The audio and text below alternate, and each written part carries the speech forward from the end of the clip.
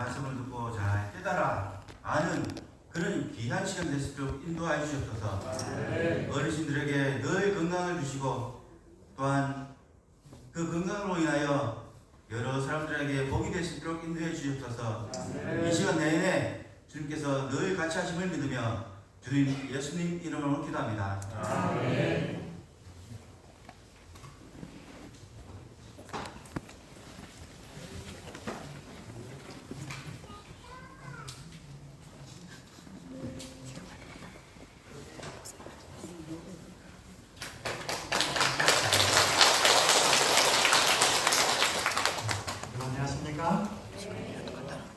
저녁 시간으로 오늘 마지막인데요.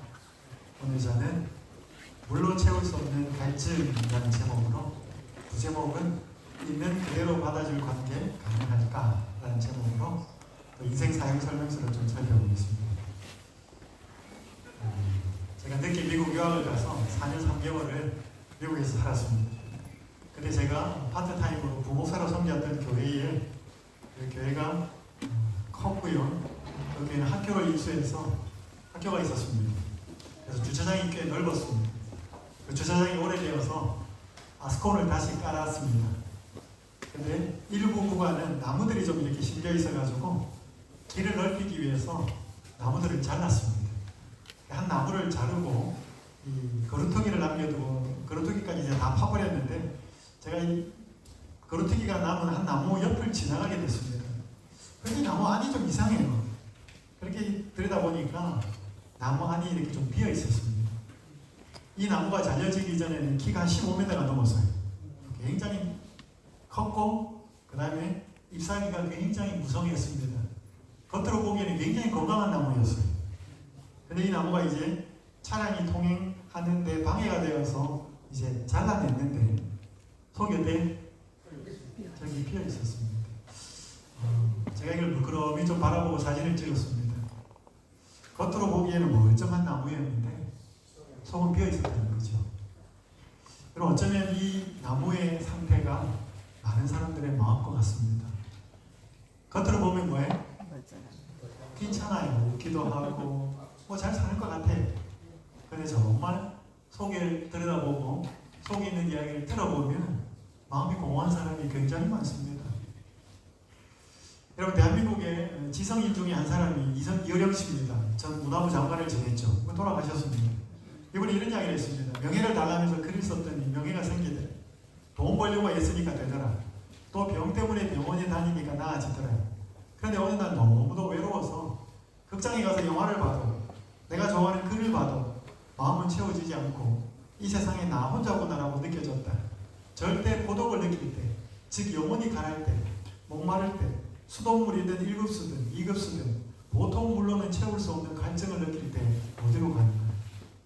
여러분, 굉장히 많이 배운 사람이고 그를 통해서 많은 사람들에게 용기도 주고 위로도 주는 그런 지성인도, 그 물로는 영화나 음식이나 병원이나 이런 것들로 고쳐지지 않는 마음에 목마름이 있더라는 거죠. 여러분들도 그래요? 그럴 수 있어요. 그 원인이 뭔지 제가 첫날 말씀드렸어요. 그죠? 하나님이 영원을 사모하고 영원히 들어가도록 마음을 만들어 놓았기 때문에 일시적이고 찰나적인 것을 집어넣어서는 많이 안 찬다 그랬습니다. 오늘 저는 한 여인을 만난 예수님의 이야기를 좀 할 겁니다. 어제는 제가 요한복음 3장을 말씀드렸고 요한복음 4장을 말씀드릴 텐데, 사마리아 수가라는 동네에 한 여인이 물을 뜨러 갑니다. 이게 바이블자에 보시면 때가 6시쯤 되었더라. 성경에 사복음서에 나와 있는 시간은 오늘날 현대 시간과 6시간이 차이가 납니다. 그래서 6을 더하면 오늘날 시간이에요. 그래서 6시에서 6을 더하면 12시예요. 다른 말로 하면 정오예요. 여기 어르신들 우물에 가셔서 우물물 길어서 생활하셨던 적 있죠? 주로 우물물에 언제 가서 물을 기르셨어요? 아침이나 저녁에 가요. 그죠? 낮에도 가도 돼요. 근데 낮에는 다 어디 가요? 일하러 가요. 그래서 아침에 일찍 가서 물 떠와서 밥 해먹고 천천히 가서 일하고, 또 저녁에 와서 일 마치고 또 물 떠서 일하죠. 근데 이 여성은 12시에 아무도 물 들어오지 않는 곳에, 않는 시간에 물을 들어갑니다. 왜냐하면 사람을 그렇게 상종하기 싫었던 여인이었습니다. 여기에 예수님이 옵니다. 예수님 물을 달라 그래요. 제가 노란 부분 읽습니다. 예수께서 대답하여 이르시되 이 물을 마시는 자마다 다시 목마르려면 내가 주는 물을 마시는 자는 영원히 목마르지 아니하리니 내가 주는 물은 그 속에서 영생하도록 솟아나는 샘물이 되리라. 이 여자 물 들어왔거든요. 그래서 예수님 물 좀 달라 그럽니다. 당신이 이 물 또 떠가지고 가서 생활하다 보면 또 목마를 거야. 또 들어와야 될걸. 근데 내가 당신한테 줄 물이 있어. 그 물 마시면 영원히 목마르지 않을 거야. 질문 드릴게요. 이런 물 있을까요? 없을 것 같죠? 있어요. 그러니까 제가 소개하는 거예요. 여러분 성경에 성경에 예수님이 자기를 드러내고 자기가 주시는 영원한 축복은 사람이 꼭 필요한 것들로 비유해서 이야기해요. 햇빛, 물, 떡은 아니고 빵이에요. 우리로 말하면 밥이에요. 그러니까 우리에게 꼭 있어야 되는 햇빛, 빛, 물, 빵 이런 것으로 예수님이 주시는 더 다른 것이 있다는 걸 설명하는 거예요. 그러니까 여러분 물 마실 때 예수님이 주시는 생명수가 있어요. 그걸 보이는 물은 아니에요. 자, 이거 좀 설명드리겠습니다. 이게 팔레스타인의 지도 내가 잠깐 말씀드렸어요. 이스라엘은 대한민국의 경상남북도 크게밖에 안 됩니다. 우리나라는 돈을 8도예요. 경상도, 전라도, 충청도 이렇고 남북으로 나누면 더 많죠. 이스라엘은 도가 3개예요. 제일 밑이 유대, 중앙이 사마리아, 위가 갈릴리예요. 근데 지금 요 이야기는 어디에서 있었던 얘기냐면 수가라고 하는 동네에 있었던 이야기예요. 예수님이 예루살렘에 계셨습니다. 그래서 여기에 수가라는 곳으로 올라가요. 여기 잠깐 한 주석을 읽을게요. 이때는 AD 28년 12월이나 AD 29년 1월경이었다. 연도는 몰라도 됩니다. 근데 노란 부분을 좀 생각해 보세요. 12월, 1월. 봄, 여름, 가을, 겨울 언제였을까요? 겨울이에요. 그럼 겨울은 추워요, 그죠? 팔레스타인, 지금 이스라엘의 겨울은 그때나 지금이나 우리나라처럼 춥지 않아요. 근데 여러분, 겨울은 그래도 추워요. 자, 여기 보셔요. 예수와 제자들은 새벽부터 길을 걸어왔을 것이며 24에서 32km 정도 여행했을 것이다. 왜? 수가하고 예루살렘하고 떨어져 있는 거리가 있기 때문에. 자, 여러분 남자들이 군대 가면 빠른 걸음으로 행군할 때 1시간에 4km 걸었습니다. 근데 지금 이 여인이 정오 12시 그 시간에 물 들어올 거예요. 예수님이 그걸 알고 그 시간에 만나러 갈 거예요. 자, 그럼 예수님이 예루살렘에 있는데 가까운 거리에 있었다면 24km, 먼 거리에 있었다면 32km 정도라는 거예요. 수가까지.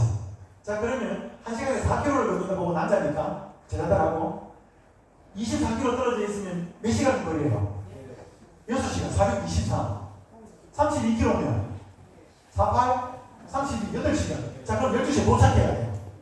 그럼 몇 시 출발해요? 적어도 6시에 출발해야 6시간이에요. 8시간 지나면 새벽 4시에 출발해요. 그러니까 적어도 새벽 4시에서 6시 사이에 출발을 해야 12시에 도착하는 거예요. 맞아요? 봄, 여름, 가을, 겨울 언제 갔다고요? 겨울. 여러분 어디에 추운 겨울 새벽에 일찍 길 떠나는 거 쉬워요? 어려워요? 굉장히 불편하고 가기 싫어요.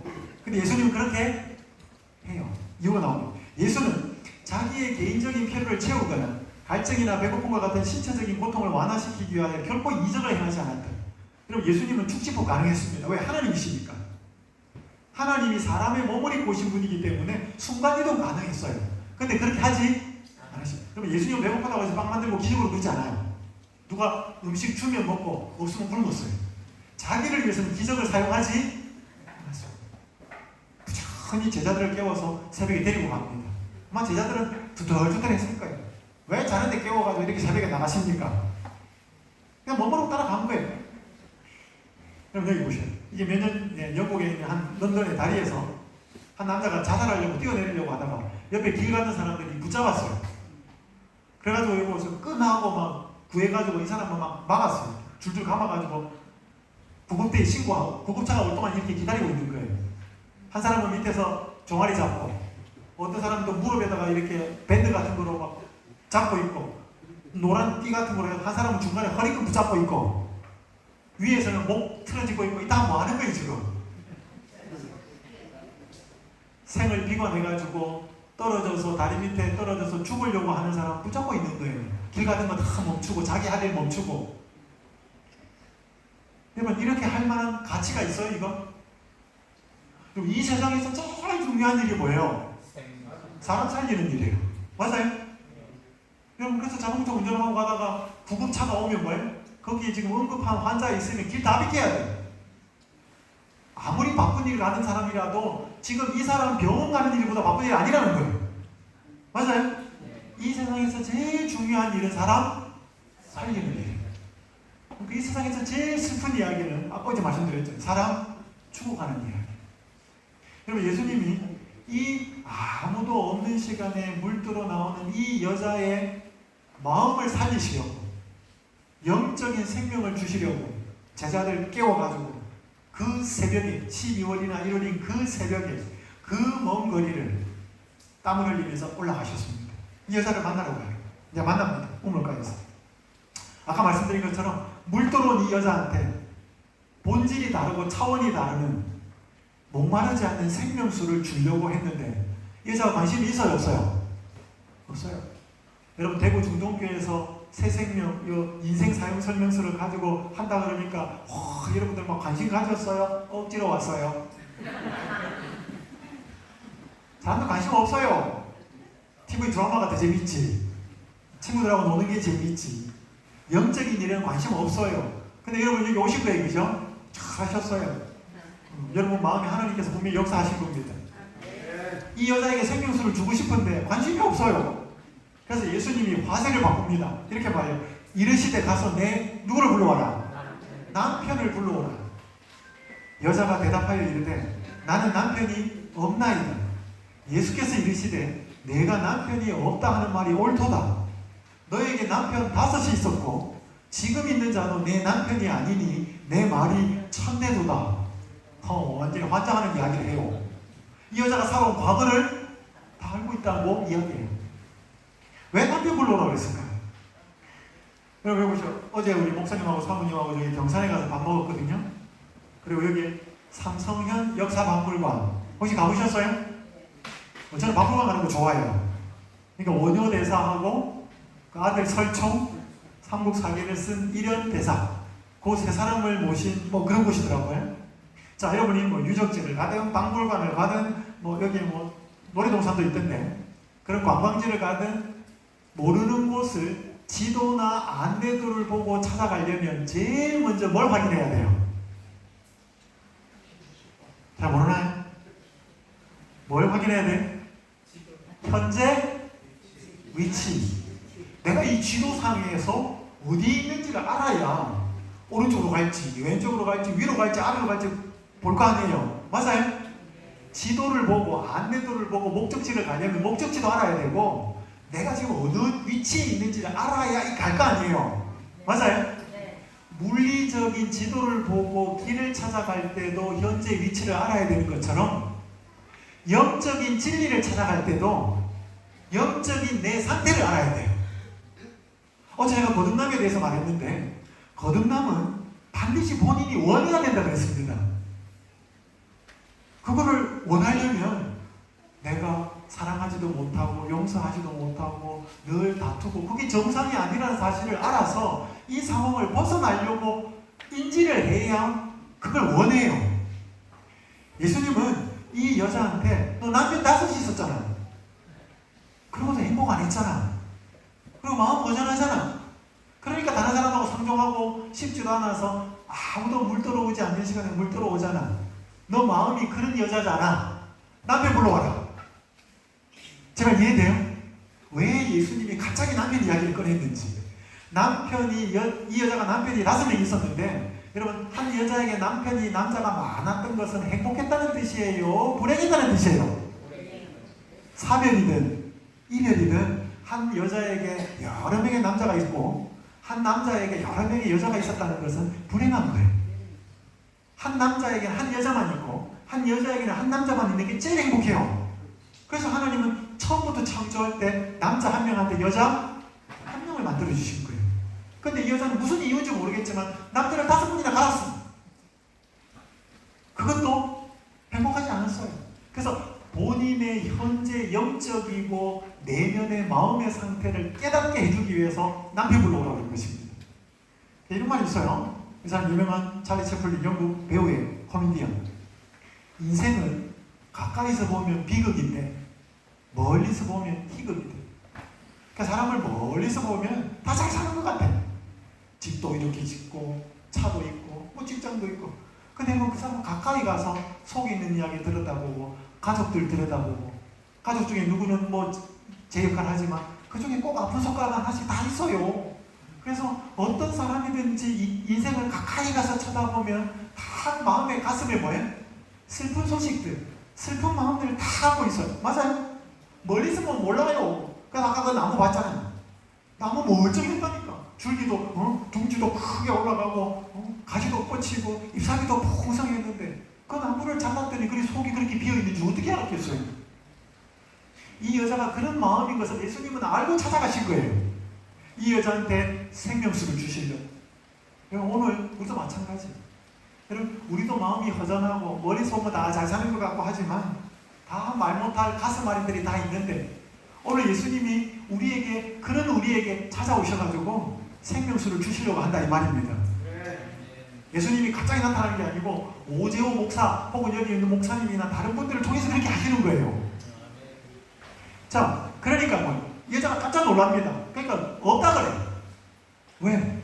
이거 말하기 싫거든 지금. 자기가 사고 부끄러운 거 하거니까. 근데 예수님이 뭐라 그래? 네가 남편이 없다는 말이 옳도다. 너에게 남편 5이 있었고 지금 있는 자도 내 남편이 아니니 내 말이 참되도다. 여러분 이 여자가 거짓말했어요? 참말했어요? 참말했는지 거짓말했는지 몰라요? 이 여자는 자기가 숨겼어요. 남편이 없다 그랬거든. 거짓말했잖아요. 그러니까 예수님이 남편이 여러 명 있었는데 왜 없다 그래? 거짓말하고 있어요. 그러지 않았어요. 내가 남편이 없다는 말이 옳도다. 너에게 남편 5이 있었고 지금 있는 자도 이 5가지 지금 있는 사람은 6번째가 아니고 5 있는 그 마지막 사람을 말하는 거예요. 이 사람은 총 5명이 있었어요. 남편. 내 남편이 아니니 이 말이 참되도다. 여러분 이게 뭐 말인가? 그 마음을 알아주는 공감하는 말이에요. 대한민국 남자들이 중학교라도 잘 못하는 거. 너 남자 첫 남자 만났지.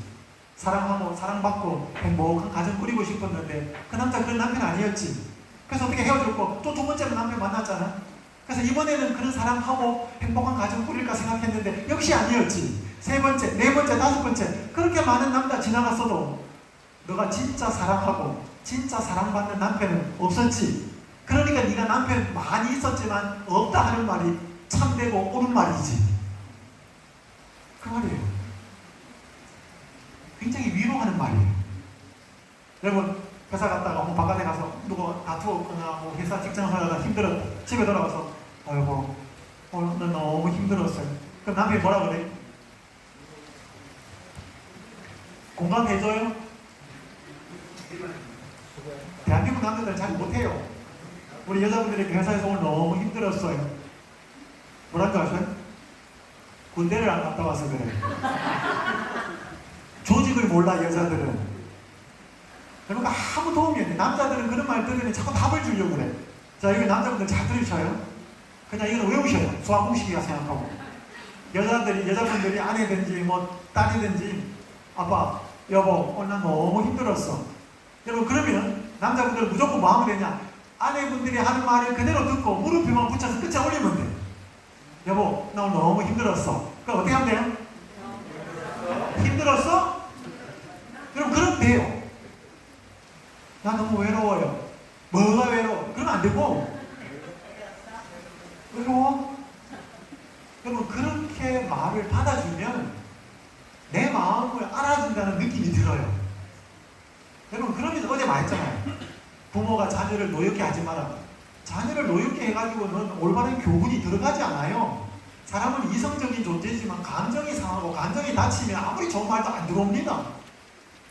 예수님 이 여자가 먼저 살아온 과거를 책망하지 않아요. 정답을 말하지 않아요. 너 얼마나 힘들었냐? 남편 없다고 하는 말, 네 말 참된 말이야. 자, 인생 사연 속에서 하나 배웁니다. 아픔이나 상처가 있는 사람에게 곧바로 해결책을 주려 하기보다 먼저 그 마음을 이해하고 함께 아파해주는 공감을 보일 때 사람은 진정한 위로와 사랑을 느끼게 됩니다. 예수님이 우리의 아픔과 상처를 다 알고 공감해 주시듯이. 아시겠습니까? 이걸 자녀나 다른 사람들한테 해주셔야 돼요. 너무 답을 해주고 고쳐주려고 그러면 그게 안 들어가요. 옳은 말이고 바른 말인데 맞는데 이 마음이, 이 상대방의 마음은 그게 받아들일 준비가 안 된 거예요. 근데 위로해주고 공감해주고 이야기 들어주고 함께 아파해주고 등 쓰다듬어 주고 그래서 정신이 조금 들 때 어떤 말을 딱 해주고 그게 들어간다 이 말이에요. 왜? 예수님이 그렇게 사람을 창조했기 때문에 그 사람을 아니까 어떻게 하면 진리가 마음속에 들어가는지를 아는 거예요. 굉장히 중요한 겁니다. 자, 이때 예수님이 그 여자와 대화했던 상태를 영감적인 책에 이렇게 말합니다. 듣고 있던 여자는 떨었대. 신비한 손이 그 여자가 살아온 역사의 페이지들을 넘기면서 그 여자가 영원히 숨겨두기를 바라던 사실을 눈앞에 전개시키고 있었다. 예수께서는 당신이 그 여자의 생애의 비밀을 통찰하셨다는 것을 그녀에게 확신시키셨다. 따라서 읽겠습니다. 시작.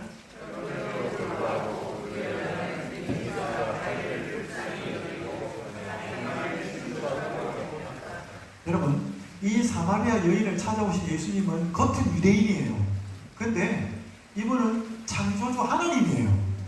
그러니까 하나님은 모르는 게 없잖아요. 이 여자가 살아온 과거를 다 알아요? 알아요. 그러니까 이 여자는 굉장히 두려운 겁니다. 그러니까 이 여자는 하나님 앞에 서 있는 것을 깨닫는 느낀 거예요. 굉장히 두려운 거예요.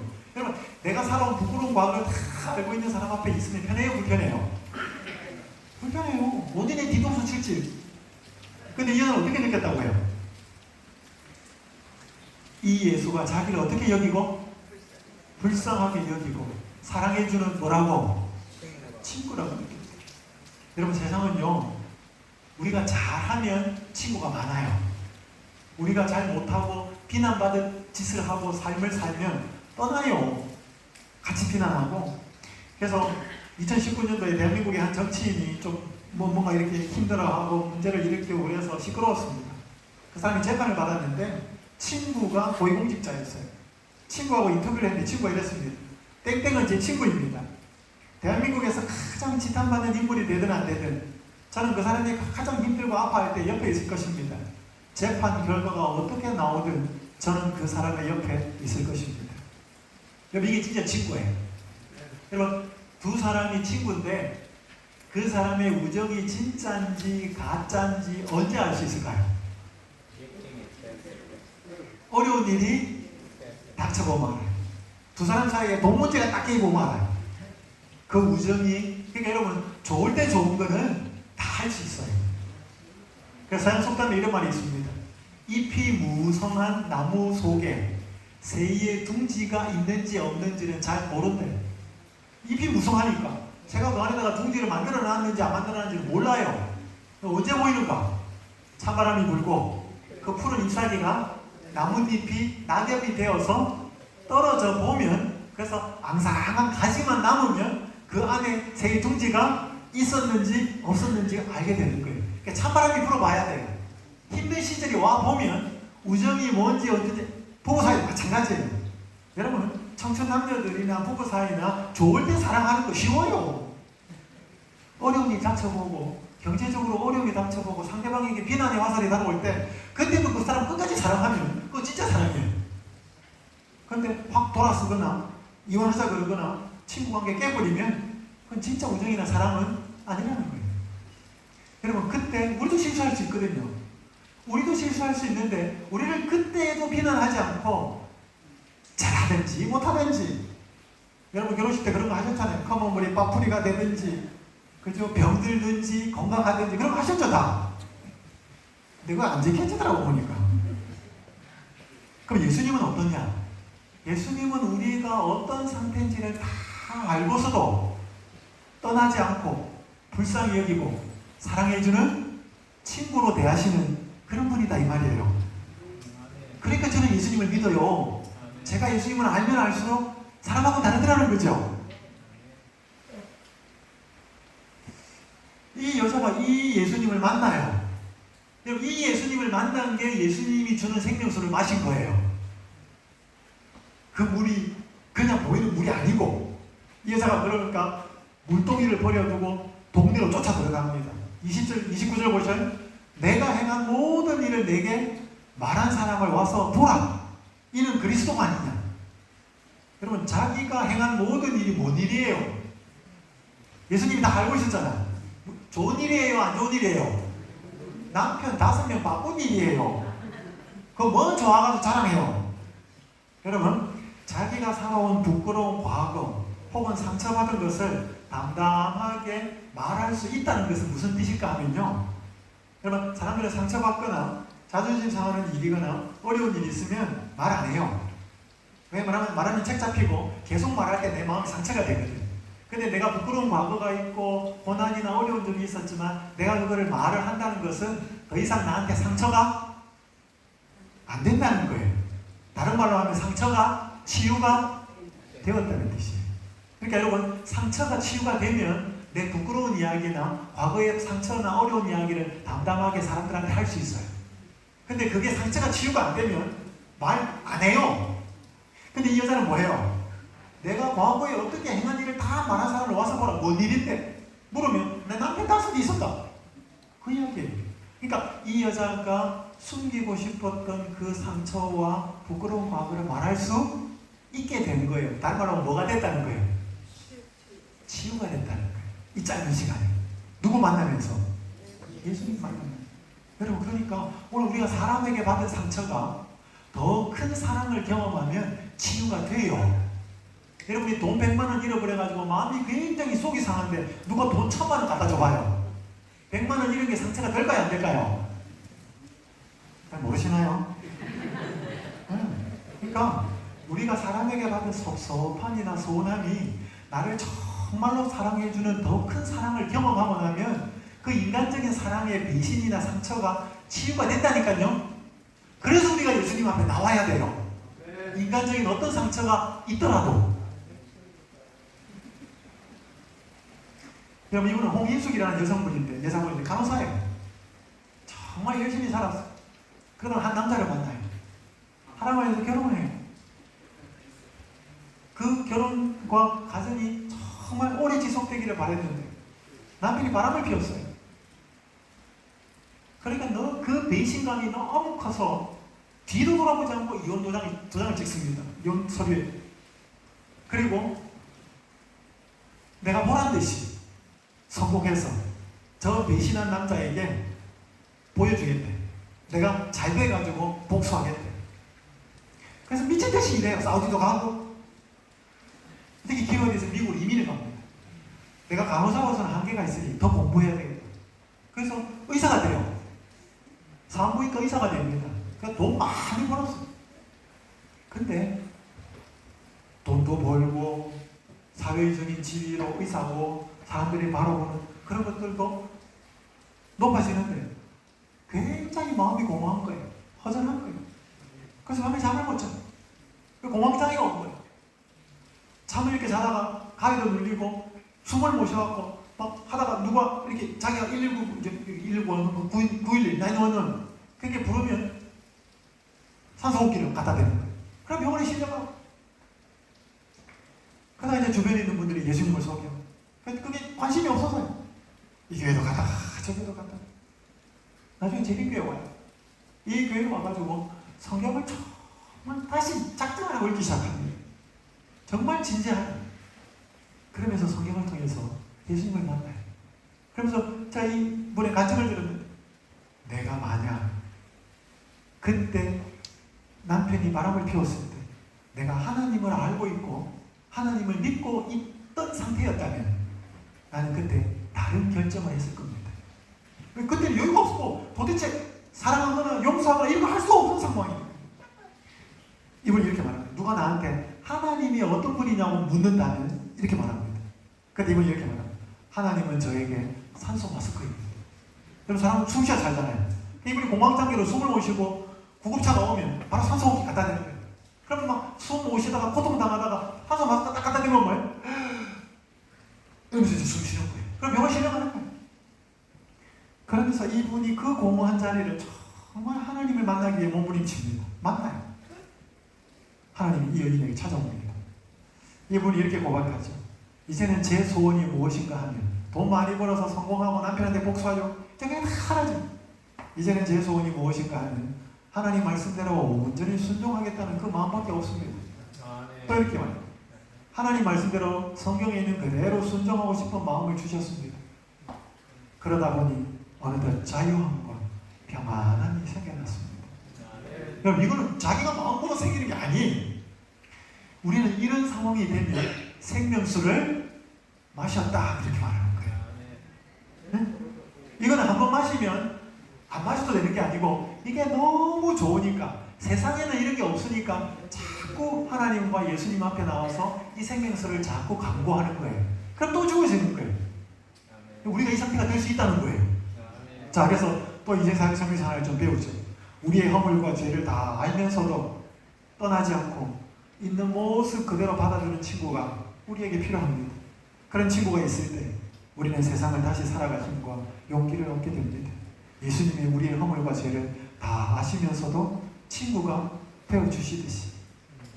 여러분, 우리가 세상을 바꾸기는 어려워요. 네? 세상에서 그렇게 힘들게 살아야 돼. 배신도 당할 거고 버림도 당할 거고. 근데 우리 주변에서 우리를 그렇게 있는 그대로 받아주는 사람이 있으면 거기 와서 에너지를 충전하는 거예요.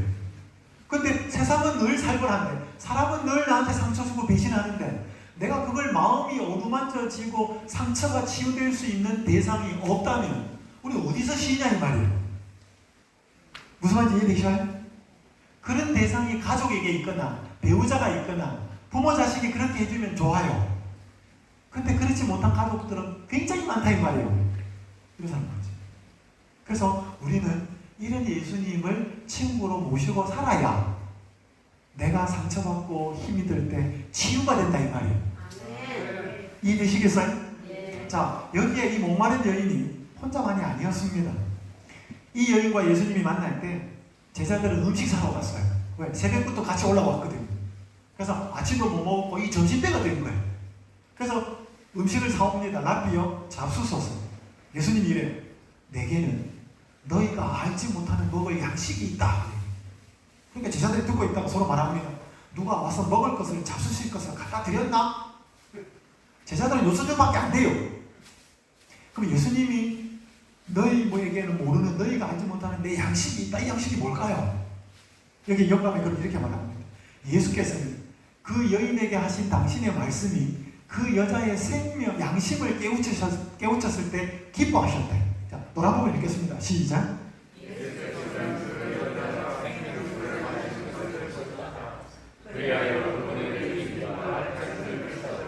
굉장한 말이에요. 여러분, 예수님이 이 여자에게 생명수 주러 왔거든요. 생명수는 딴 게 아니고 그 여자를 사랑하고 그 여자의 친구가 되어주고 그 여자를 불쌍히 여겨주는 그 마음을 전하러 왔는데 그 여자가 받아들여요, 그거를. 그렇게 생명수를 마신 거예요. 근데 예수님은 배고픈가 하고 목마른가 하고 다 채워진 거예요. 여러분, 제가 어른들한테 이 말 들었어요. 옛날에 어르신들이 논농사 짓는 분들이 가뭄에 물 없는데 논에 물 들어가는 거 하고 흉년에 자식 입에 음식 들어가는 거 보는 거 하고 그렇게 보기 좋대. 그리고 안 먹어도 자기가 뭐라 돼? 배부르. 여러분, 이게 상식적으로 맞아요? 틀려요? 배가 부르려면 어디에 음식, 누구 입에 음식이 들어가야 돼? 내 입에 음식이 들어가서 위가 차야 배가 부르지. 근데 자식 입에 음식 들어가고 자식이 그 음식을 맛나게 먹는 걸 보면 부모는 안 먹어도 뭐해? 배가 부르. 맞아요? 틀려요? 예수님이 그랬다 이 말이에요. 예수님이 이 공허한 여자가, 세상에 의지할 데 없는 이 불쌍한 여자가, 남편 5 바꾸고도 허전하게 살았던 이 여자가 예수님이 불쌍히 여겨주고 사랑해주는 그 사랑을 받아들여서 마음이 달라지고 얼굴이 빛이 나고 마음이 채워지는 그 상황을 볼 때 예수님 목마른 거, 예수님 배고픈 거 다 채워져 버릴 때. 이해되셔요? 이거는 사랑이 아니면, 큰 사랑을 가진 분이 아니면 이해가 안 되는 거예요. 여러분, 자식이 음식 먹어서 배부르는 거는, 사랑하지 않는 사람은 배고파요 계속. 근데 부모는, 그 자식 사랑하는 부모는 안 먹어도 그 자식이 행복해하는 걸 보면서 배가 부르다 이 말이에요. 예수님이 그랬다는 거예요. 그래서 예수님 의식주 드십시오. 그러니까 제자들한테 뭐야? 나한테는 너희가 뭐를 먹을 양식이 있다. 그 양식이 뭐예요? 사람들이 하나님을 알지 못하는 사람들이 하나님을 알고 하나님의 사랑을 알고 그것을 깨달아서 마음에 평안이 생기고 기쁨이 생기고 행복이 생길 때 그 사랑이 많으신 예수님과 하나님은 너무너무 기뻐서 아무것도 안 해도 뭐 없어도 만족한다 이 말이에요. 그러니까 여러분이 이 땅에 살면서 행복하고 건강하고 마음에 평안이 있고 기쁨이 있게 사실 때 하나님은 가장 기뻐하는 거예요. 여러분 똑같아요. 여러분이 좀 부족하게 살아도 자식이 뭐예요? 기쁘고 행복하고 건강하고 웃고 살면 부모님은 그거 자체로 기뻐요. 맞아요? 그게 예수님의 마음이에요. 그래서 그 예수님의 마음을 아는 사람들이 모인 곳이 어디냐면 그게 교회예요. 그래서 오늘 저는 교회 이야기 좀 할 겁니다. 이제 남은 시간 동안. 여기 보시면 주의 사자가 천사입니다. 빌립은 초기 교회의 한 신실한 성도예요. 빌립에게 말하여 이르되 일어나서 남쪽으로 향하여 예루살렘에서 가사로 내려가는 길까지 가라. 천사가 나타나가지고 빌립한테 어디 가라 그래요. 가서 보니까 에티오피아, 이거 지금 아프리카에 있는 나라 에티오피아예요. 에티오피아 사람 곧 에티오피아 여왕 간다게의 모든 국고를 맡은 관리 메시가 예배하러 예루살렘에 왔다가 돌아가는데 수레를 타고 선지자 이사야의 글, 성경 66권 중에 하나가 이사야서거든요. 그거 읽고 있는 거예요. 그러니까 메시인데 에티오피아 여왕의 모든 국고, 금고를 맡고 있는, 우리로 말하면 재무부장쯤 되는, 재무장관쯤 되는 노부 사람이에요. 이 사람이 하나님을 좀 아는데 예루살렘에 예배하러 왔다가 돌아가는데 이사야서의 글을 읽으면서 진리를 알고 궁금해하는 거예요. 그러면 천사가 자기가 가르쳐주면 되지. 천사가 빌립에게 나타나서 네가 가라. 설명해 주라. 여러분 천사는 사람들이 진리를 알고 복음에 대해서 궁금해할 때 천사는 설명해 주지 않아요. 천사는 사람 시키지. 여기 또 보셔. 대답하되 주여 누구십니까? 이르시되 나는 내가 박해하는 예수라. 너는 일어나 시내로 들어가라. 내가 행할 것을 내게 이를 자가 있느니라. 사울이라는 사람이 교회를 막 박해하고 있을 때 예수님이 나타나요. 나는 너가 박해하고 있는 예수다. 그래서 막아요. 그러면서 그에게 어떤 일을 할 것인지를 조금 알려줘요. 다 알려주고 이제 시내로 들어가 봐라. 이 시내는 다메섹이라고 하는 도시의 시내예요. 너에게 앞으로 어떻게 해야 될 일이 할지를 이를 사람이 있겠다. 아니 예수님이 직접 다 알려주면 되지. 그것을 알려주는 사람이 있겠다는 거예요. 그건 교회예요. 여기 보셔요. 고넬료가 주목하여 보고 이르되 주여 무슨 일이니까? 천사가 이르되 내 기도와 구제가 하나님 앞에 상달되어 기억하신 바가 되었으니 내가 지금 사람들을 요빠에 보내어 베드로라는 시몬을 청하라. 천사가 고넬료라는 사람은 이탈리아 사람이에요. 백부장, 장교의 초급 장교, 지금으로 말하면 소대장이나 중대장 정도 되는 이 사람이 진리를 찾는 사람이에요. 천사가 나타나서 요빠라는 곳에 가서 사람들을 보내가지고 베드로라는 사람, 시몬이라는 사람을 데리고 와라. 그럼 너가 궁금해하고 알고 싶은 진리를 더 설명해 줄 거다. 그럼 천사가 자기가 직접 해주면 되지. 인간보다 훨씬 탁월한 존재인데. 근데 천사는 사람에게 진리를 알게 하지 안 해요. 누구를 통해요? 훨씬 지능이 낮고 지식도 부족한 사람을 통해서 해요. 이게 하나님의 계획이에요. 그래서 이런 말씀이 있습니다. 성령은 온 세상에 편만에 계셔서 어디서나 사람들의 마음을 감동시키고 계십니다. 그리고 성령은 하나님 중에 한 분이에요. 교회 안 나와도 성령은 사람들의 마음에 지금도 녹화하고 있고 양심에 호소하고 있고 진리로 인도해요. 그런데 그 다음 보시죠. 그러나 빨리 읽겠습니다. 시작. 우리가 하나님의 곳간에 거두어 들여질 만큼 자라고 익어가야 할 곳은 어디다? 교회는 건물이 아니에요. 교회는 하나님을 알고 있는 사람들이 모인 공동체예요. 근데 그 교회가 어느 교회가 진짜 교회고 어느 교회가 정말 진리를 설명하는 교회인지 헷갈려요. 너무 많아. 여러분 그림 한번 봐요. 교회가 벼랑 끝에 세워져 있어요. 그러니까 사람들이 교회 문 안으로 들어가가지고 어떻게 돼요? 양떨어지에 떨어져요. 저는 이 그림 누가 그린지 몰라요. 제가 어디 인터넷에서 찾은 거예요. 이 그림을 그린 화가가 도대체 사람들한테 뭘 말하고 싶었을까요? 교회라는 교회라고 해서 다 구원이 있고 진리를 가르치는 것은 아니다. 교회 문 안으로 들어갔는데도 뭐예요? 멸망당할 수 있다. 뭐 그런 걸 말하려고 하는 거 아니겠어요? 자, 저는 오늘 교회 이야기 할 겁니다. 교회 역사가 있어요. 자, 여기 하박국 2장 14절에 보면 이는 물이 바다를 덮은 같이, 이런 물이 제일 많은 곳이 어디냐? 바다예요. 바다보다 물 많은 데는 없어요. 물이 바다를 덮은 같이 여호와의 영광을 인정하는 것이 세상에 가득합니다. 여호와의 영광은 여호와의 품성을 가리켜요. 하나님이 어떤 분이신지를 인정하는 것이 세상에 가득하게 되는 게 하나님 계획이에요. 마치 뭐예요? 바다에 물이 가득한 것처럼 이 세상에 살아가는 모든 사람들이 야, 하나님은 얼마나 좋으신 분인가, 그거를 다 사람들이 아는 게 하나님 계획이에요. 그래서 구원을 얻도록 하는 게 하나님 계획이에요. 이걸 하기 위해서 하나님은 대리자를 통합니다. 자, 그래서 제일 먼저 대리자로 세운 존재들이 누구냐면 이스라엘 나라예요. 응? 지금도 이스라엘이 있는 나라예요. 근데 그 사람들이 역할을 잘 감당을 못해요. 실패해요. 그래서 지금 어제 제가 살펴봤잖아요. 이때까지 태어난 모든 사람들과 앞으로 태어날 모든 사람, 그 사람들보다 이스라엘 사람 유대인 한 명이 더 귀하다. 탈무드에 그런 말이 있다고 어제 말씀드렸어요. 착하게. 어제 말씀드렸잖아요. 여호와의 구원에는 차별은 없지만 순서는 있다. 기억나셔요? 자, 이 이스라엘이 실패했기 때문에 하나님이신 예수님이 인간이 되어 오시면서 12제자를 택하셔요. 베드로, 야고보, 요한, 뭐 이런 사람.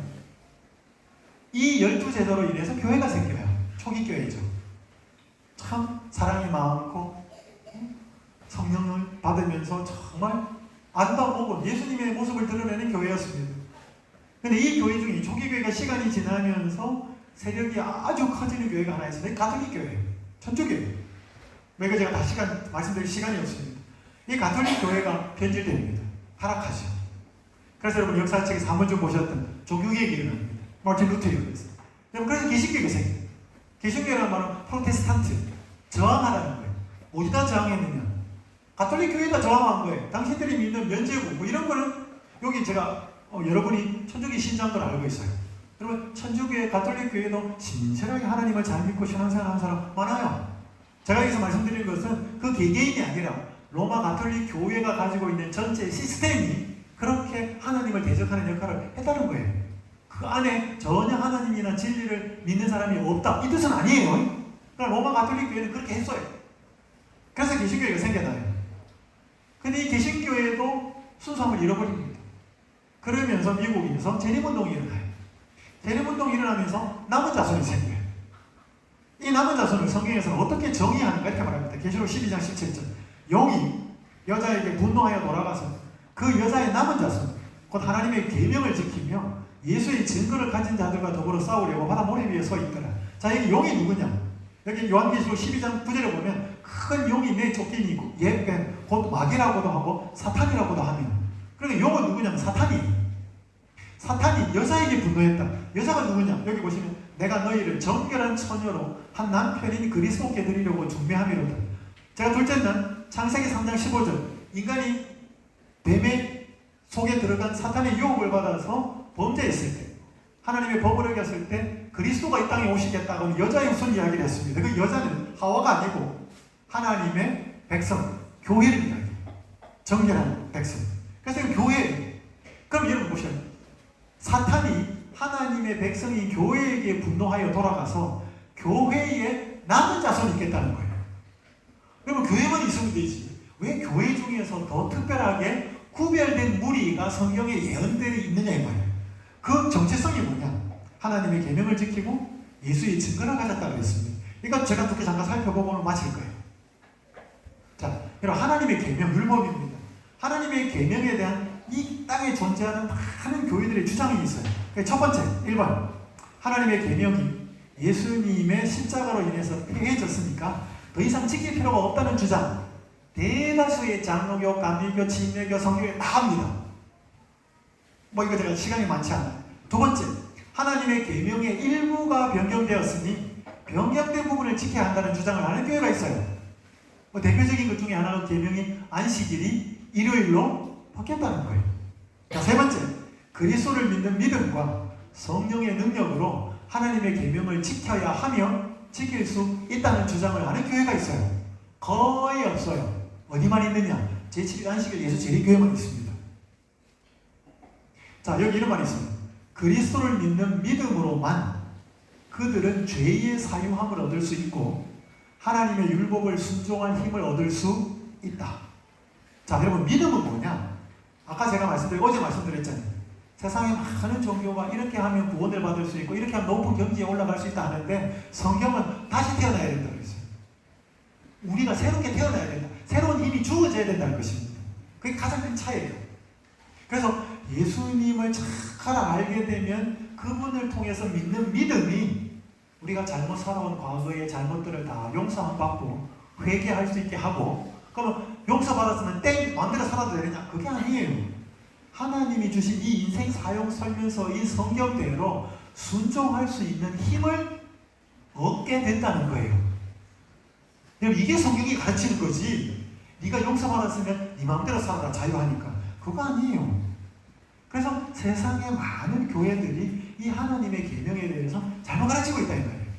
그런 사회 속에서, 교회 속에서 하나님의 계명에 대해서 올바른 생각과 판단력과 관점을 갖고 있는 교회가 여자의 남은 자손이라는 거예요. 여러분, 여기 보셔요. 한국교회 신뢰도. 여기 길 가는 사람 막아놓고, 야, 교회 다니는 사람과 교회를 신뢰하십니까? 이렇게 물어봐요. 거기에 끄떡끄떡하는 사람이 많겠어요? 욕하는 사람이 많겠어요? 욕하는 사람 훨씬 많습니다. 여러분 보셔요. 2020년 여기 파란 거는 매우 신뢰한다, 신뢰한다, 약간 신뢰한다. 빨간 거는 부정적인 거예요. 파란 쪽은 신뢰한다는 거예요. 2020년에는 31.8%, 2021년에 29.9%, 20.9%, 2022년에 18.1% 자꾸 줄어들어요. 그러니까 교회 다니는 신자를 신뢰한다. 이 퍼센트가 갈수록 늘어나요? 줄어들어요? 왜요? 왜 그럴까요? 여러분, 하나님의 계명을 지켜야 된다고 생각할 때 표준과, 여러분 봐봐요. 여러분, 우리 어떤 상황에서도 거짓말하면 안 돼요. 맞아요? 근데요, 사람들은, 하나님 안 믿는 사람들은 적당하게 거짓말하고요, 하나님 믿는 사람들도 내 이익에 도움이 되면 적당하게 거짓말하고 살아요. 그러니까 표준이 어때요? 믿는 사람이나 안 믿는 사람이나 똑같다는 거지. 그게 이 결과예요. 그러니까 하나님의 계명에 대하여서 지켜도 되고 안 지켜도 된다는 생각을 가지고 있으면 표준은 어떻게 돼? 낮아지게 돼 있어요. 교회 안 다니는 사람이나 다니는 사람이나 똑같다 이 말이에요. 그럼 저희가 안식일 시간이 좀 없습니다. 여기 보셔요. 제가 연수원에 한 간호사가 왔어요. 삼성 서울병원 간호사가. 그 사람은 교인 아니에요. 일주일 동안 연수를 받고 나서 이렇게 글을 하나 써내는 게 있어요. 이렇게 썼어요. 잘 알지 못했던 하나님, 예수님, 성경 말씀, 그리고 교리에 대한 강의를 매일 아침 저녁으로 들으면서 어려운 부분도 있고 처음 깨달은 부분도 있고 감동을 받은 부분도 있다. 나는 교인이 아니지만 이곳 재림연수원에 와서, 제가 일하는 곳이야, 재림연수원에 와서 교인분들과 같이 생활하고 예배에 참석하고 기도하면서 재림교회가 정말 올바른 교회라고 느꼈다. 뭘 느끼는지 모르겠어요. 어떤 사람들은 고지식하고 융통성 없다고 할 수 있고 아무것도 모르면서 자신이 들어오던 교회 이름과 다른 이상한 교회라고 하는 사람도 많다. 사실 나도 그런 사람이었고 지금도 재림교회에 대해서 아는 것이 거의 없지만 구원에 가장 가까운 교회가 재림교회라는 걸 느끼긴 충분한 시간이 같아. 교회에 나가는 것은 아직 결정하지 못했다. 하지만 굳이 나가야 된다면 재림교회에 다니게 될 것 같다. 조금 제한이 많고 까다롭지만 그게 성경대로 따르는 것이라면 그렇게 하는 것이 맞으니까 말이다. 이게 뭘 말하는가 하면 우리가 하나님을 믿는 방식을 결정하면 안 돼요. 내가 그걸 원하지 않고 불편하고 그거 아니에요. 성경은 하나님을 믿는 것은 이런 거야. 나는 이런 존재니까 나를 사랑하고 믿는 것은 이런 거야. 계명을 순종하는 것. 그분이 주신 것이 있는데 내가 생각해가지고 그렇게 믿으면 불편해. 그렇게 믿으면 인기 없어. 그렇게 믿으면 이 세상 잘 못 살아. 그렇게 결정하는 것은 아니다 이 말이에요. 그러면 예수의 증거는 뭔가? 하나님의 계명이 그런 것이고요. 이 예수의 증거는 보니까 이거 세 가지 알고 있어요. 예수의 증거는 증거라는 거랑 같은 말이에요. 예수의 증거는 예언의 영이다.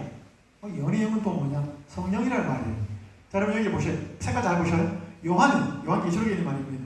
하나님의 말씀과 예수 그리스도의 증거, 그 자기가 본 것을 다 증언하였느니라. 예수 그리스도의 증거라는 말은 예수 그리스도가 증거하는 것도 맞고 예수 그리스도를 증거하는 것도 맞아요. 자기가 본 거 요한이 다 증언하였는데 이 예언의 말씀을 읽는 자와 듣는 자와 그 가운데 기록한 것을 지키는 자가 복이 있나니 때가 가까웁니다. 예수 그리스도를 증거하는 것은 예언의 말씀이라는 것을 요한계시록은 설명해요. 요한계시록 제일 마지막에 보면 중간에 가는데 성경을 갖고 보면 나 예수는, 왜냐하면 예수님이 준 게 요한계시록이기 때문에 나 예수는 교회들을 위하여 내 사자 천사를 보내어 이것들을 너희에게 증언하게 하였노라. 이것들은 예언이에요. 내가 예수님이 이 두루마리의 예언의 말씀을 듣는 모든 사람에게 증언하노니, 다른 말로 하면 증거하노니, 만일 누구든지 이것들 외에 더하면 하나님이 이 두루마리에 기록된 재앙들을 그에게 더하실 것이오. 그러니까 여러분, 예수 그리스도의 증거, 예수의 증언은 뭐냐? 예수님이 알리시고 예수님을 증거하게 하는 예언이라는 거예요. 그렇게 예언하게 하는 성령. 마지막 때에 예수님이 오실 때 분명하게 일어날 일들이 성경에 기록되어 있어요. 예언에 다니엘서와 계시록에.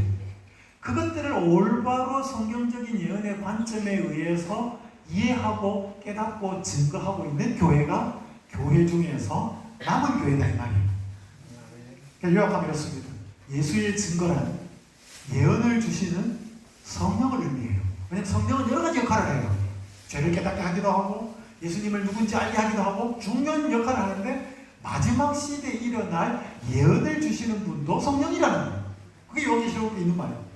그러면서 두 번째로는 성령께서 선지자를 통해서 주신 지구 역사의 마지막까지 이루어질 예언을 의미하는 거예요. 그래서 여자의 교회가 많지만 그 교회들 중에서 하나님의 율법, 계명에 대해서 어떤 관점을 갖고 있는지 그것들을 하나님을 믿는 믿음과 은혜와 성령의 능력으로 지켜야 된다고 주장하고 또 지키며 살아가고 이 예수님이 이 땅에 재림하시기 전에 이루어질 역사의 마지막 페이지들에 관해서 일어날 중요한 예언들에 대하여 분명한 지식을 알고 그것들을 증거하는 교회가 있겠는데 그 교회가 여자의 남은 자손이에요. 그걸 사탄은 싫어해서 그 백성들을 박해하고 없애기 위해서 분노하여서 싸움을 준비하고 있다. 그게 요한계시록 12장 17절이에요.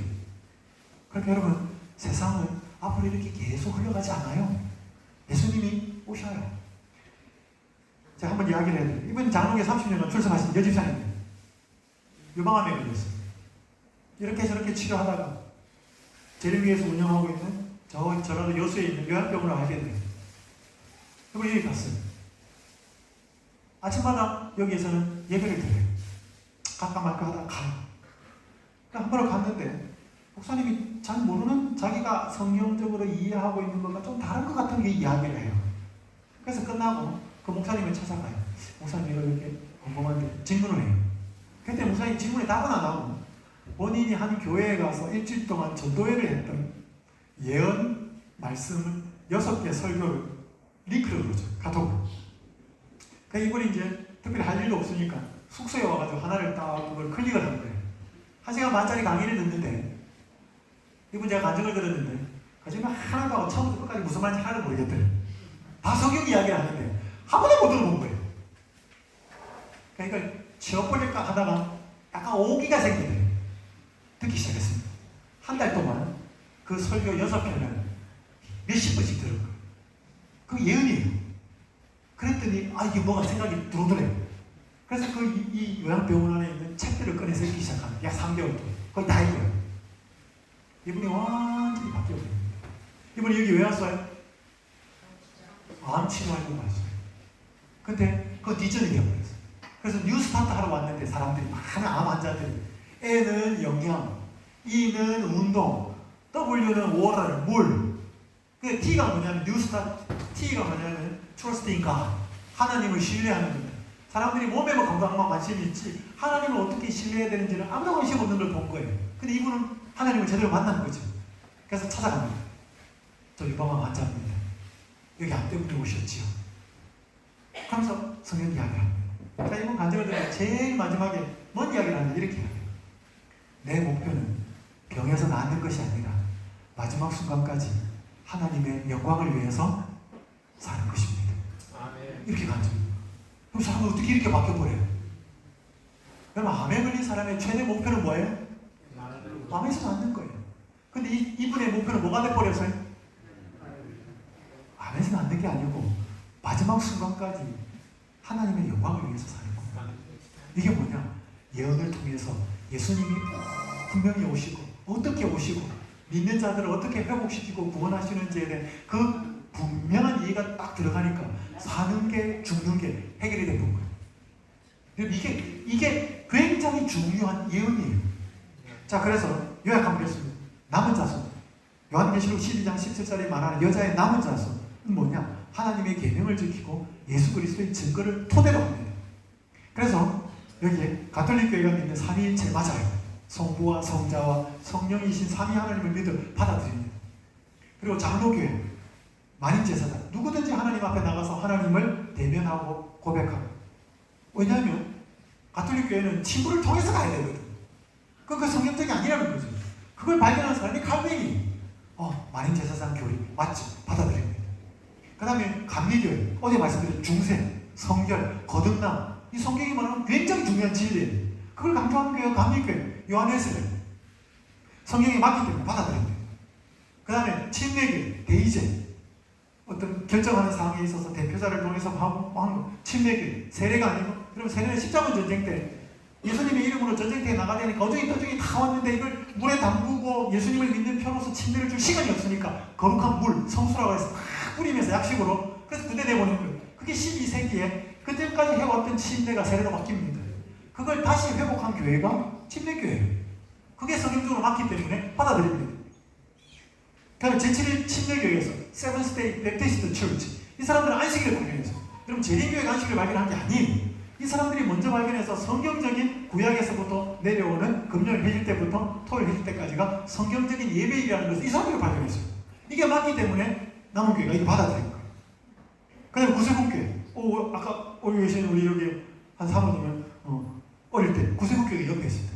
이 구세군교회는 영어 Salvation Army, 이거 군대 체제로 되어 있어요. 그래서 여러분, 연말에 크리스마스 같은 때가 되기 전에 큰 이렇게 번화가 같은 데가 보면 이렇게 옷 입고 딸랑딸랑 하면서 모금하는 게 있죠. 그분들이 구세군교회예요. 그분들이 뭐 하느냐 하면 그분들이 굉장히 중요한 건 구호봉사, 가난하고 불쌍하고 이 사람들에게 그걸 모아가지고 구제하는 일. 그거 예수님 정신이에요. 성경에 맞는 말이에요. 그게 맞기 때문에 받아들여요. 제4파 혹은 제7파라고 이 정교분리. 왜냐면 가톨릭 교회가 정점에 있었을 때는 황제도 바꾸고, 여러분 여기 이번에 저기 누구냐, 통일교 한학자신, 그죠? 정치가 교회와 하나가 되기 위해서 정치 관여했다, 그게 나와요. 여러분, 그거는 성경에서요, 교회 역사와 성경 역사를 통해서 교회가 정치에 관여하는 순간 타락했습니다. 그래서 정치와 교회는 여러분 개인이 나는 무슨 당을 지지하고 하는 거 상관없어요. 그런데 교회 전체가, 교단 전체가 어느 당을 지지하고 어느 정치를 노선을 선택하는 것은 성경의 뜻이 아니에요. 그거는. 그래서 정치와 교회는 분리되어야 한다고 주장하는 사람들이 제3파예요. 제7파.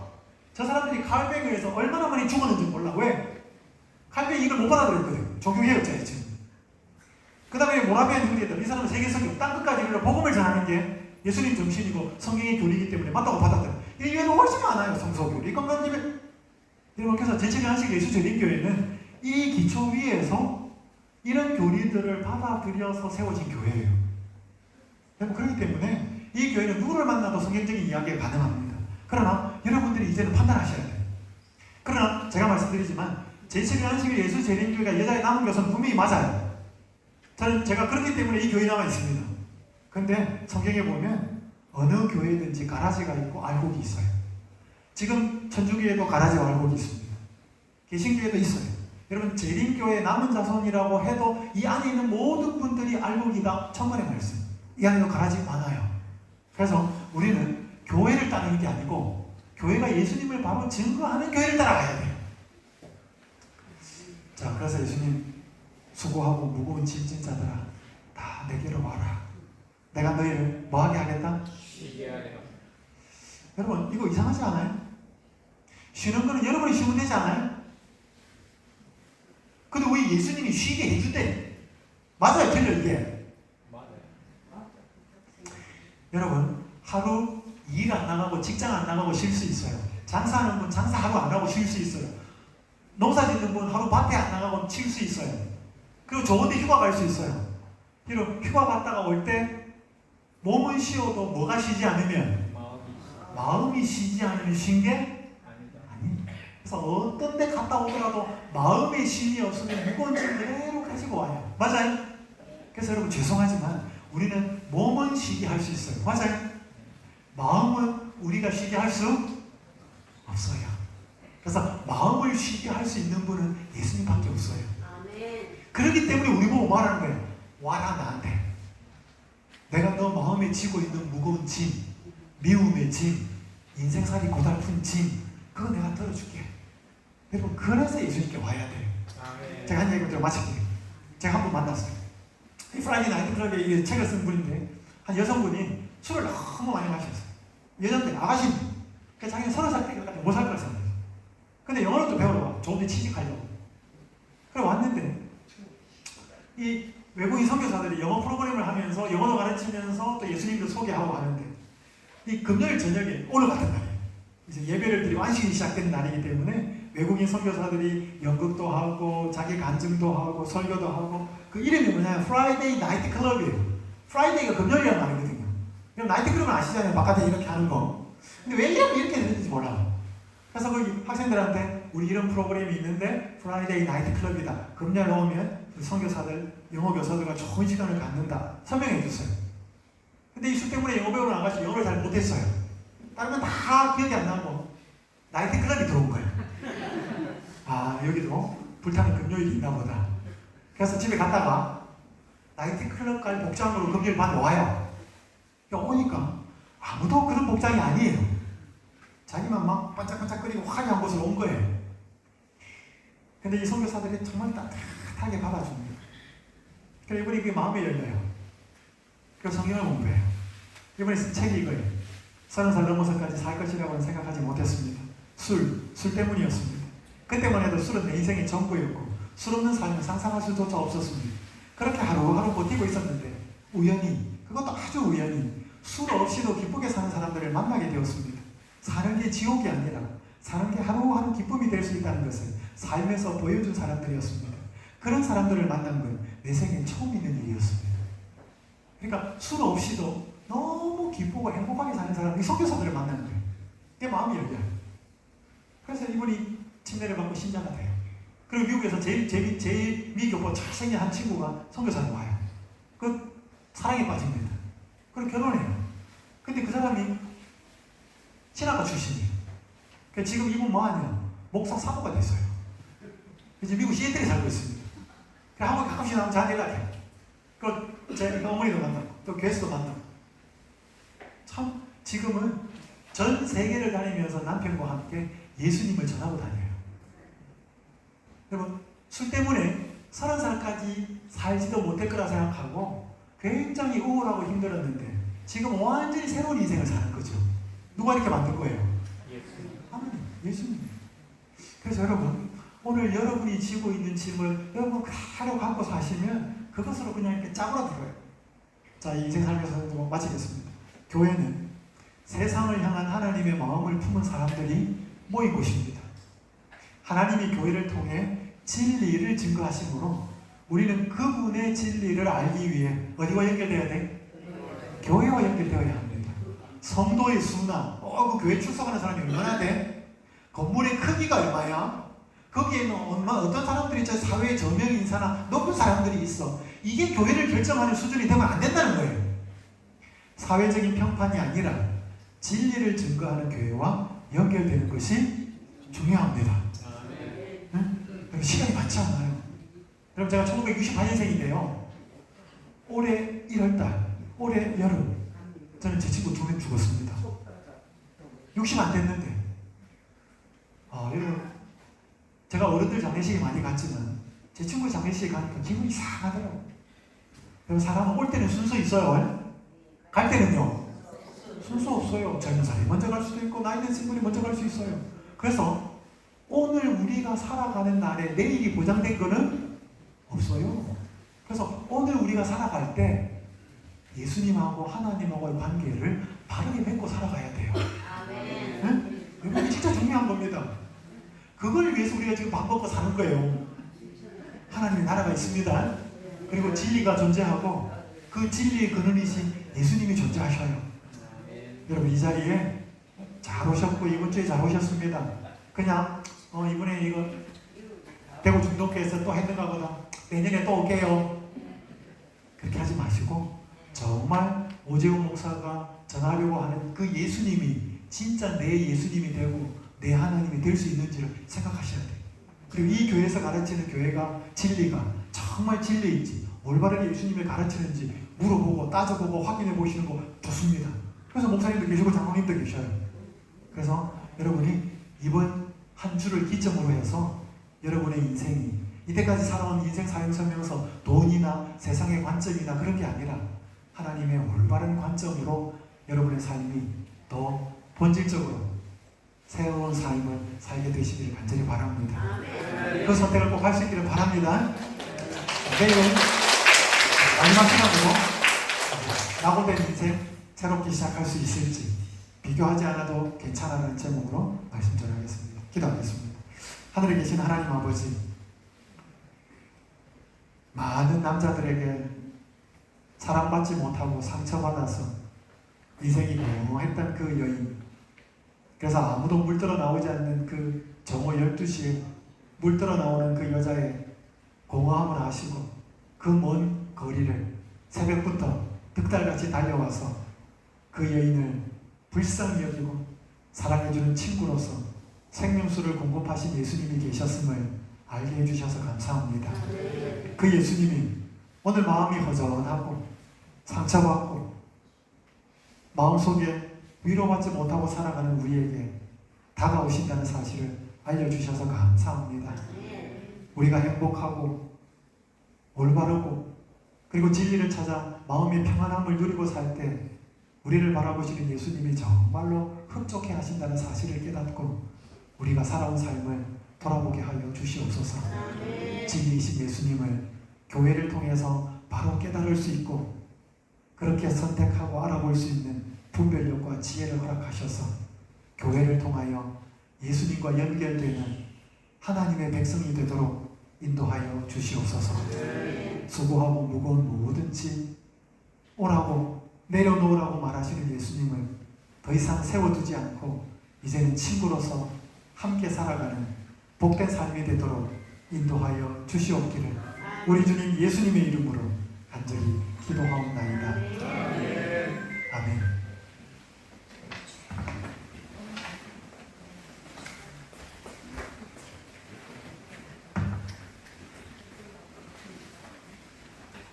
여러분 정말 대단하십니다. 한 시간 동안 꼼짝도 안 하고 어떻게 앉아 계시는 거 보니까 그 연세에 대단하신 것 같습니다. 오늘 하필 또 비가 오는 날인데도 진리를 하실 수